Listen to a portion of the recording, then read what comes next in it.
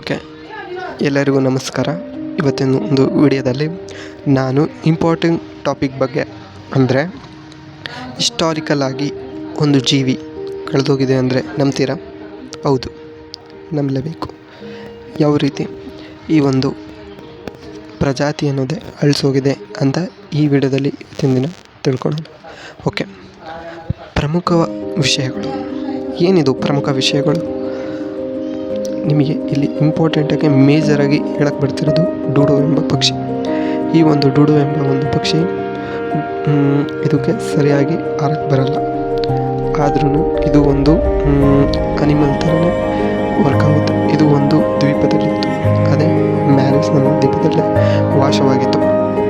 ಇದು ಅತಿ ಹೆಚ್ಚಿನ ಸಂಖ್ಯೆಯಲ್ಲಿ ಮಾರಿಸ್ ಅನ್ನೋ ಒಂದು ದ್ವೀಪದಲ್ಲಿ ವಾಸವಿತ್ತು. ದ್ವೀಪ ಅಂದರೆ ಏನಿಲ್ಲ, ಒಂದು ಲ್ಯಾಂಡ್ ಇರುತ್ತೆ ಮತ್ತು ಅದ್ರ ಸುತ್ತ ನೀರು ಇರುತ್ತೆ. ಇದನ್ನೇ ದ್ವೀಪ ಅಂತ ಕರಿತೀವಿ. ಇದ್ರ ಒಂದು ಸುಮಾರು 1 ಮೀಟರ್ ಎತ್ತರ ಇತ್ತು ಮತ್ತು ತುಂಬ ಒಂದು 10ರಿಂದ 20 kg ಭಾರ ಇತ್ತು. ಇದ್ರ ಮೂಗು ಎಷ್ಟಿತ್ತಂದರೆ ಸುಮಾರು ದೂರಗಳಿದ್ದು ಇದು ಒಂದು ಸ್ವಲ್ಪ ಮುಂದೆ ಬಾಗಿತ್ತು. ಇದು ಪ್ರತಿನಿತ್ಯ ಆಹಾರವನ್ನು ಏನು ಸೇವಿಸ್ತಿತ್ತಂತ ಕೇಳಿದರೆ ಹಣ್ಣು, ಉಪ್ಪಟೆ ಮತ್ತು ಹಣ್ಣಿನ ಬೀಜಗಳು ಮತ್ತು ಸಣ್ಣ ಸಣ್ಣ ಜೀವಿಗಳನ್ನು ತಿಂದು ಬದುಕಂತ ಒಂದು ಪ್ರಾಮಾಣಿಕ ಪ್ರಾಣಿ. ಆದರೆ ಡೂಡೋ ಪಕ್ಷಿ ಏಕೆ ನಾಶವಾಯಿತು ಅಂತ ಏನು ನಿಮ್ಮ ಕ್ವಶನ್ ಬಂದರೆ ಇದಕ್ಕೆ ಎಕ್ಸಾಕ್ಟ್ ಆನ್ಸರ್ ನಾನು ಇಲ್ಲಿ ಎಕ್ಸ್ಪ್ಲೇನ್ ಮಾಡ್ತೀನಿ ನೋಡಿ. ಅಲ್ಲಿ ಸುಮಾರು 18ನೇ ಶತಮಾನದಲ್ಲಿ ಇಂಗ್ಲೆಂಡ್ನಲ್ಲಿ ಯಾವ ಥರ ಕೈಗಾರಿಕಾ ಕ್ರಾಂತಿ ಆಯಿತು, ಹಾಗಾಗಿ ಸಾಕಷ್ಟು ಬ್ರಿಟಿಷರು ಅಷ್ಟೇ ಅಲ್ಲ, ಯುರೋಪಿಯನ್ನರು ಸಮುದ್ರಯಾನನ ಸಾಕಷ್ಟು ಮಾಡ್ತಾ ಹೋದರು. ಅದರಲ್ಲಿ ಮ್ಯಾರಿಸ್ ಅನ್ನೋ ಒಂದು ದ್ವೀಪನೂ ಇವ್ರ ಕಣ್ಣಿಗೆ ಬಿತ್ತು. ಹಾಗಾಗಿ ಅಲ್ಲಿರೋ ಸಂಪತ್ತು ಜೊತೆಗೆ ಅಲ್ಲಿರೋ ಪಕ್ಷಿಗಳನ್ನು ಇವರು ಬೇಟೆಯಾಡಿ ಆಹಾರಕ್ಕೆ ಬಳಸ್ಕೊತಿದ್ರು. ಮತ್ತು ಇವ್ರ ಜೊತೆ ಹೋಗ್ತಕ್ಕಂಥ ಅನಿಮಲ್ಸ್, ದೊಡ್ಡ ದೊಡ್ಡ ಅನಿಮಲ್ಸ್, ಕುದುರೆ ಆಗಿರ್ಬೋದು, ನಾಯಿ ಆಗಿರ್ಬೋದು, ಹಂದಿ ಆಗಿರ್ಬೋದು, ಬೇರೆ ರೀತಿಯ ಅನಿಮಲ್ಸ್ನ ಇವರು ತಗೊಂಡೋಗಿ ಆ ಒಂದು ದ್ವೀಪದಲ್ಲಿ ಸರ್ವೈವಲ್ ಅಂದರೆ ಇರಿಸ್ತಿದ್ರು. ಹಾಗಾಗಿ ಅವು ಮೊಟ್ಟೆಗಳನ್ನು ತುಳಿಯೋದು, ಪಕ್ಷಿಗಳು ಕಾಲಿ ಬರ್ತಿದ್ದಂಗೆ ಇವಾಗ ಬೇರೆ ಆರಕ್ಕೆ ಬರಲ್ಲ, ಹಾಗಾಗಿ ಅದನ್ನು ತುಳಿದು ಅವು ನಾಶ ಮಾಡಿದ್ವು. ಮತ್ತು ಇವರು ಬ್ರಿಟಿಷರು ಅವರ ಒಂದು ಟೈಮ್ ಪಾಸಿಗೋಸ್ಕರ ಅಂದರೆ ಒಂದು ಮನೋರಂಜನೆಗೋಸ್ಕರ ಹಲವು ಪಕ್ಷಿಗಳನ್ನ ನಾಶ ಮಾಡ್ತಾ ಹೋದರು. ಹಾಗಾಗಿ ಹಲವು ಮೊಟ್ಟೆಗಳು, ಹಲವು ಪಕ್ಷಿಗಳು ನಾಶ ಆಗ್ತಾ ಇನ್ನೇನು ಒಂದು ಪಕ್ಷಿ, 2 ಪಕ್ಷಿಯಲ್ಲಿ 1662ರಲ್ಲಿ ಸುಮಾರು ಈ ಡೂಡೋ ಅನ್ನೋ ಒಂದು ಪ್ರಜಾತಿನೇ ನಾಶ ಆಗೋಯಿತು. ಇದರಿಂದ ನಮಗೇನು ವಿಶೇಷ ಮಾಹಿತಿ ತಿಳಿದು ಬರುತ್ತಂದರೆ, ಡೂಡೋ ಪಕ್ಷಿ ಇಂದು ನಾಶವಾದ ಒಂದು ಜೀವಿಯಾಗಿದೆ ಎಂಬ ಉದಾಹರಣೆಗೆ ಪ್ರಸಿದ್ಧ ಈ ಪಕ್ಷಿ ಡೂಡೋ ಮತ್ತು ಡೆಡ್ ಆ್ಯಸ್ ಎ ಡೂಡೋ ಎಂಬ ಇಂಗ್ಲೀಷ್ ಮಾತು ಸಂಪೂರ್ಣವಾಗಿ ನಾಶವಾದದ್ದನ್ನು ಸೂಚಿಸುತ್ತೆ. ಅಂದರೆ ಡೂಡೋ ಡೆಡ್ ಆದವು ಅಂತ ಹೇಳೋದಕ್ಕೆ ಡೂಡೋಗಳೇ ಇಲ್ಲ ಅಂಥ ಒಂದು ಪರಿಸ್ಥಿತಿ ಈ ಪಕ್ಷಿಗೆ ಬಂದಿದೆ. ಇದೇ ನಾವು ಸಿಂಪಲಾಗಿ ನೋಡ್ತಾ ಹೋದ್ವಿ. ಅದೇ ವೈಜ್ಞಾನಿಕವಾಗಿ ನೋಡ್ತಾ ಹೋದರೆ ಬನ್ನಿ ವೈಜ್ಞಾನಿಕವಾಗಿ ನೋಡ್ತಾ ಹೋಗೋಣ. ವೈಜ್ಞಾನಿಕವಾಗಿ ಈ ಡೂಡೋ ಪಕ್ಷಿ ಬಗ್ಗೆ ಯಾವ ಥರ ವಿವರಣೆ, ಹಿಸ್ಟ್ರಿ, ಇತಿಹಾಸ ಇದೆ ಅಂತ ನೋಡ್ತಾ ಹೋಗೋಣ. ಈ ಡೂಡೋ ಅನ್ನೋ ಪಕ್ಷಿ ವಿಜ್ಞಾನಿಗಳು ಇದನ್ನು ಸಂಶೋಧನೆ ಮಾಡಿ ವೈಜ್ಞಾನಿಕ ಹೆಸರಲ್ಲಿ ಇವಕ್ಕೆ ಪ್ರಮುಖವಾಗಿ ಒಂದು ಹೆಸರನ್ನು ಕೊಟ್ಟಾರೆ. ಅದೇ ರಾಫಿಸ್ ಕುಕ್ಲೋಟ್ಸ್ ಅಂದರೆ ಇನ್ನೇನು ಭಾರಿ ಕ್ಲಿಷ್ಟಕರವಲ್ಲ.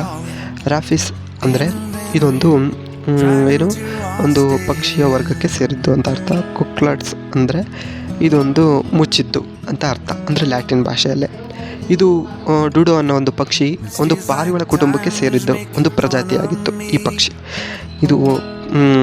ಇದ್ರ ತೂಕ ಸುಮಾರು 10ರಿಂದ 30 kg ತೂಕ ಇತ್ತು. ಭಾರಿ ಪ್ರಮಾಣವಾಗಿ ತೂಕನೇ ಇತ್ತು. ಈ ಡೂಡೋ ಹೇಗಿತ್ತಂದರೆ, ನಾವು ನೋಡ್ತಕ್ಕಂಥ ಹೋದರೆ ದೊಡ್ಡ ಒಂದು ದೇಹ, ಚಿಕ್ಕ ರೆಕ್ಕೆಗಳು, ಹಾರಲು ಸಾಧ್ಯವೇ ಇಲ್ಲ, ಬಲವಾದ ಕಾಲುಗಳು, ದಪ್ಪ ಕಾಲು, ಬಾಗಿದ ದೊಡ್ಡ ಚುಂಚು ಅಂದರೆ ಮೂತೆ. ಇದರಿಂದ ಅದಕ್ಕೆ ಹಾರಕ್ಕೆ ಆಗಲ್ಲ. ಪಕ್ಷಿ ಯಾವತ್ತೂ ಹಾರಬೇಕಂದ್ರೆ ವೆಯ್ಟ್ ಕಡಿಮೆ ಇರಬೇಕು. ವೆಯ್ಟ್ ಎಷ್ಟು ಕಡಿಮೆ ಇರುತ್ತೋ ಅಷ್ಟು ಮೇಕೆ ಚೆನ್ನಾಗಿ ಹಾರಕ್ಕೆ ಸಾಧ್ಯ. ಹಾಗಂತ ಈಗಲ್ಲು ಅಂದರೆ ಗರುಡ ಇನ್ನೂ ಹೆಚ್ಚು ಹೈಟ್ ಹಾರುತ್ತೆ. ಆದರೆ ಅದಕ್ಕೆ ಹಾರ ಒಂದು ಕೆಪಾಸಿಟಿ ಮತ್ತು ಯಾವ ಥರ ಗಾಳಿಯಲ್ಲಿ ಹಾರಬೇಕೋ ಆ ಥರ ಪ್ರಕೃತಿ ಸೃಷ್ಟಿ ಮಾಡಿದೆ. ಆದರೆ ಈ ಡೂಡೋ ಅನ್ನೋದನ್ನ ಒಂದು ವಿಭಿನ್ನವಾಗಿ ಈ ಪ್ರಕೃತಿ ಸೃಷ್ಟಿಸಿದೆ ಅಂತ ಹೇಳ್ಬೋದು. ಅದೇ ಥರ ಏಕೆ ಹಾರಲಿಲ್ಲ, ಏನಕ್ಕೆ ಹಾರಲಿಲ್ಲ ಡೂಡೋ ಅದನ್ನು ನೋಡ್ತಿದ್ರೆ ಏನಕ್ಕೆ ಹಾರಲಿಲ್ಲ ಅಂದರೆ ಇದಕ್ಕೆ ವಿಜ್ಞಾನಿಗಳು ಪ್ರಮುಖವಾಗಿ ಒಂದು ಫಾರ್ಮುಲಾನ ಕಂಡಿದ್ದಾರೆ. ಅದೇ flight greater than W. Flight ಅಂದರೆ ಹಾರೋದು, ಗ್ರೇಟರ್ ದೆನ್ ಡಬ್ಲ್ಯೂ ಅಂದರೆ ವೇಟ್. ಇದರ ಅರ್ಥ ಸಿಂಪಲ್ ಆಗಿದೆ, ದೇಹದ ತೂಕ ಹೆಚ್ಚು ಆದರೆ ರೆಕ್ಕೆಗಳು ಚಿಕ್ಕದು ಅಂತ ಅರ್ಥ. ಫ್ಲೈಟ್ ಅಂದರೆ ರೆಕ್ಕೆಗಳು ಚಿಕ್ಕದಿದ್ವು ಮತ್ತು ದೇಹದ ತೂಕ ಅಂದರೆ ವೇಟ್ ಜಾಸ್ತಿ ಇತ್ತು ಅಂತ ಅರ್ಥ. ಅದರಿಂದ ಗಾಳಿಯಲ್ಲಿ ಹಾರಲು ಬೇಕಾದ ಶಕ್ತಿನೂ ಇದರಲ್ಲಿ ಇರಲಿಲ್ಲ. ದಪ್ಪ ಏನೋ ಇತ್ತು, ಆದರೆ ಅದ್ರ ತಕ್ಕಂತೆ ಪ್ರಾಕೃತಿಕ ಗುಣಗಳು ಏನು ಅಂದರೆ ಇದ್ದಿದ್ರೆ ಅವು ಹಾರಿ ತಮ್ಮ ಪ್ರಾಣಗಳನ್ನು ಉಳಿಸ್ಕೊಂಡು ಎಲ್ಲೋ ಒಂದು ಸ್ವಲ್ಪ ಡೂಡೋ ಪಕ್ಷಿಗಳು ನಾವು ಕಾಣ್ಬೋದಾಗಿತ್ತು, ಆದರೆ ಅದಾಗಲಿಲ್ಲ. ಅದೇ ಥರ ಡೂಡೋ ಪಕ್ಷಿಯ ಜೀವನ ಶೈಲಿ ಯಾವ ಥರ ಇತ್ತು ಅಂತ ನೋಡ್ತಕ್ಕಂಥದ್ದಾದರೆ ಅದೇ ಹಿಂದೆ ಸಿಂಪಲಾಗಿ ನೋಡಿದ್ದೆ. ಇಲ್ಲಿ ಒಂದು ಸ್ವಲ್ಪ ವೈಜ್ಞಾನಿಕವಾಗಿ ನೋಡ್ತಾ ಹೋದರೆ ಕಾಡಿನಲ್ಲಿ ನೆಲದ ಮೇಲೆ ವಾಸ, ಅಂದರೆ ನೆಲದ ಮೇಲೆ ಇರ್ತಿದ್ವು. ಒಂಥರ ಬೆಕ್ಕು, ನಾಯಿ ಈ ಥರ ಅದೇ ಗೂಡುಗಳನ್ನು ನೆಲದಲ್ಲೇ ಕಟ್ತಿದ್ವು. ಇದರಿಂದ ಬೇರೆ ಪ್ರಾಣಿಗಳು ಬೇಟೆಯಾಡೋಕ್ಕೆ ಬೇಗನೆ ಆಗ್ತಿತ್ತು. ಮರದ ಮೇಲೆ ಇದ್ದಿದ್ರೆ ಹೇಗೋ ಬದುಕ್ತಿದ್ವು. ಒಂದು ಸಮಯದಲ್ಲಿ ಕಡಿಮೆ ಮೊಟ್ಟೆ ಇಡ್ತಾ ಹೋದು, ಅಂದರೆ ಸ್ವಲ್ಪ ಸಂತತಿ ಕಡಿಮೆ ಆಗ್ತಾ ಹೋಯಿತು. ಇದರಿಂದ ಡೂಡೋ ಪಕ್ಷಿ ಒಂದು ಪ್ರಜಾತಿನೇ ನಾಶದ ಸಮೀಪಕ್ಕೆ ಬರ್ತಾ ಹೋಯಿತು. ಅದೇ ಥರ ಇದ್ರ ಮೇಲೆ ಮಾನವರು ಯಾವ ಥರ ಪ್ರಭಾವ ಆದರು ಅಂತ ನೋಡ್ತಾ ಹೋದರೆ 1500ರಿಂದ 1600ರ ವೇಳೆಯಲ್ಲಿ ಸಮುದ್ರ ಯಾತ್ರಿಗಳು, ಅಂದರೆ ನಾವು ಹೇಳ್ತೀವಲ್ಲ ಯುರೋಪಿಯನ್ಸರು ಸಮುದ್ರಯಾನ ಬರ್ತಾ ಮಾರಿಷ್ ಒಂದು ದ್ವೀಪಕ್ಕೆ ಸೇರಿದರು. ಆ ಡೂಡೋಗಳನ್ನು ಆಹಾರಕ್ಕೆ ಬಳಸ್ಕೊಂಡ್ರು ಮತ್ತು ಕಾಡುಗಳನ್ನೆಲ್ಲ ಸಂಪನ್ಮೂಲ ವಶಪಡಿಸ್ಕೊಂಡ್ರು ಮತ್ತು ಪ್ರಾಣಿಗಳು ಅವಕ್ಕೆ ಹಿಂಸೆ ಮಾಡಿದ್ರು. ಅದೇ ಥರನೇ ಯಥೇಚ್ಛವಾಗಿ ಪ್ರಾಣಿಗಳು ನಾಶ ಆಗ್ತಾ ಹೋದವು. ಇದೇ ಥರ ಇಂದು ಡೂಡೋ ಏಕೆ ಪ್ರಸಿದ್ಧ ಅಂತ ವೈಜ್ಞಾನಿಕವಾಗಿ ಕೇಳೋದಾದರೆ ಪರಿಸರ ಸಂರಕ್ಷಣೆ ಸಂಕೇತವಾಗಿದೆ. ಏನಕ್ಕೆ ಪರಿಸರ ಸಂರಕ್ಷಣೆ ಸಂಕೇತವಾಗಿದೆ ಅಂದರೆ ನಾವು ಪರಿಸರವನ್ನು ಸಂರಕ್ಷಿಸದಿದ್ದರೆ ಈ ಥರ ನಾಶ ಆಗುತ್ತೆ, ಅಂದರೆ ಡಿಸ್ಟ್ರಾಯ್ ಆಗುತ್ತೆ. ಮತ್ತು ಪ್ರಾಣಿಗಳನ್ನು ಕಾಪಾಡದಿದ್ದರೆ ನಾಶವಾಗಬಹುದಾದ ಎಂಬ ಪಾಠ ಕೊಡ್ತು.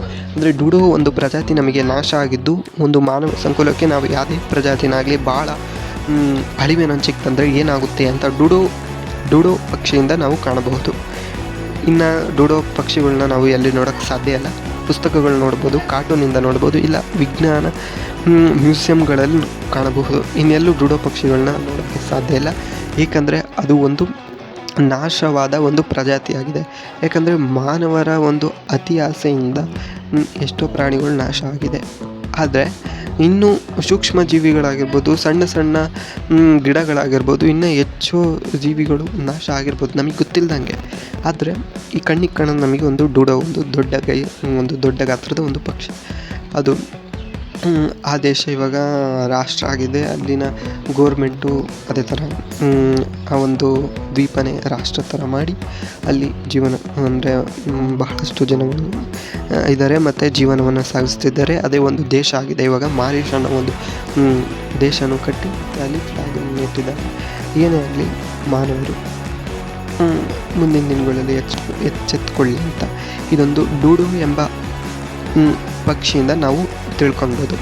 ಇಷ್ಟವಾಗಿತ್ತು ಈ ವಿಡಿಯೋ. ನಿಮಗೇನೇನು ಇಷ್ಟ ಆದರೆ ಲೈಕ್ ಮಾಡಿ, ಇಲ್ಲಾಂದರೆ ಡಿಸ್ಲೈಕ್ ಮಾಡಿ. ಯಾಕಂದರೆ ನೀವು ಲೈಕ್ ಮಾಡಿದ್ರೆ ಈ ವಿಡಿಯೋ ಚೆನ್ನಾಗಿದೆ, ನಾವು ಇನ್ನೂ ಹೆಚ್ಚು ಮಾಡೋ ಅಂತ ಒಂದು ಪ್ರೋತ್ಸಾಹ ಸಿಗುತ್ತೆ. ಮತ್ತು ನೀವೇನೇನು ಡಿಸ್ಲೈಕ್ ಮಾಡಿದ್ರೆ ನಾವು ಎಲ್ಲಿ ತಪ್ಪು ಮಾಡ್ತಿದ್ದೀವಿ, ಎಲ್ಲಿ ಹಿಡಿಯುತ್ತಾ ಇದ್ದೀವಿ, ಅಂದರೆ ಇವಾಗ ಯಾವ ಥರ ಡೂಡೋ ಪಕ್ಷಿ ನಾಶ ಆಗಿದ್ದಕ್ಕೆ ನಮಗೆ ಒಂದು ಮಾನವ ಸಂಕುಲಕ್ಕೆ ಒಂದು ಅರಿವು ಸಿಕ್ತು. ಅದೇ ಥರನೇ ನಾವು ಯಾವ ಥರ ವಿಡಿಯೋಗಳನ್ನ ಮಾಡಬೇಕು, ಇನ್ಫಾರ್ಮೇಷನ್ ಇನ್ನೂ ಎಷ್ಟು ಕೊಡಬೇಕು ಅಷ್ಟು ನಿಮಗೆ ತಲುಪತಕ್ಕಂಥ ಪ್ರಯತ್ನ ನಾವು ಮಾಡ್ತೀವಿ. ಇದಾಗಿತ್ತು ಈ ವಿಡಿಯೋ. ಎಲ್ಲರಿಗೂ ಧನ್ಯವಾದಗಳು. ಇಲ್ಲಿವರೆಗೂ ಈ ವಿಡಿಯೋನ ನೋಡಿದ್ದಕ್ಕೆ ಥ್ಯಾಂಕ್ ಫಾರ್ ವಾಚಿಂಗ್.